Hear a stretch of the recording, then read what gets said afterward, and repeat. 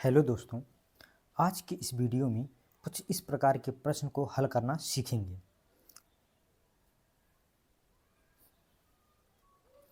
प्रश्न दिया हुआ है कि यदि एक आयत की लंबाई में 20% की कमी की जाती है तथा चौड़ाई में 40% की कमी की जाती है, तो आयत के क्षेत्रफल में कितने प्रतिशत की कमी होगी।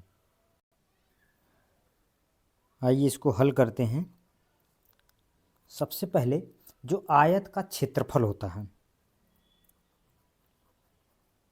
आयत का क्षेत्रफल जिसको इंग्लिश में कहते हैं एरिया, यह बराबर होता है लंबाई गुणे चौड़ाई,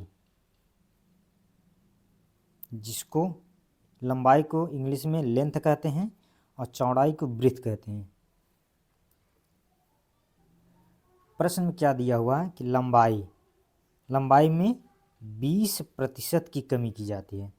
सबसे पहले इस 20% जो दिया है इसको फ्रैक्शन में बदलेंगे, तो 20% का मतलब हो गया 1/5 हो जाएगा। अब यहाँ चौड़ाई कितना दिया हुआ, चौड़ाई दे रहा है 40% की कमी की, चौड़ाई में कितना 40% की कमी की जाती है, तो 40%। इस 40% को जब भिन्न में बदलेंगे तो ये हो जाएगा 2/5 हो जाएगा। जो क्षेत्रफल होता है लंबाई गुणे चौड़ाई, और ये इसका क्षेत्रफल होता है आयत का।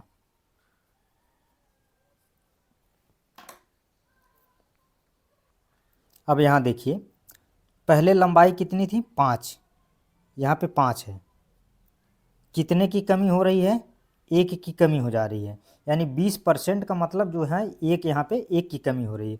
तो अब लंबाई, पहले लंबाई थी 5, अब यहाँ पे 1 की कमी हो रही है, तो अब यहाँ हो जाएगी 4।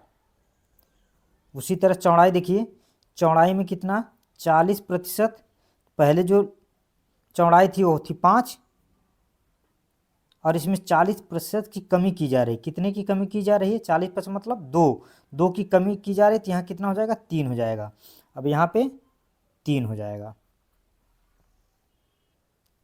अब इसका क्षेत्रफल निकालेंगे यहाँ, तो 5 का 5 से गुणा करेंगे तो 25 हो जाएगा, और 4 और 3 का गुणा करेंगे तो यहाँ पे 12 हो जाएगा। अब यहाँ देखिए, पहले था 25, बाद में कितना हो गया, कितने की कमी हुई 12 क्या, तो दोनों का डिफरेंस निकालिए। पहले था 25, बाद में हो गया 12, तो कितने की कमी आई, तो यहाँ पे 13 की कमी आई।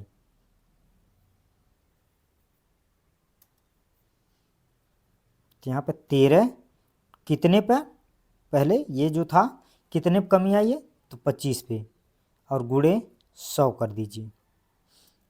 5 से 25 चौका 100, 13 और 4 का गुणा करिए, 13 चौका 52, यानी आयत के क्षेत्रफल में 52% की कमी होगी, और यही इसका आंसर हो जाएगा। अगर वीडियो अच्छा लगा हो तो वीडियो को लाइक करें, चैनल को सब्सक्राइब करें। Thank you watching for video. धन्यवाद दोस्तों।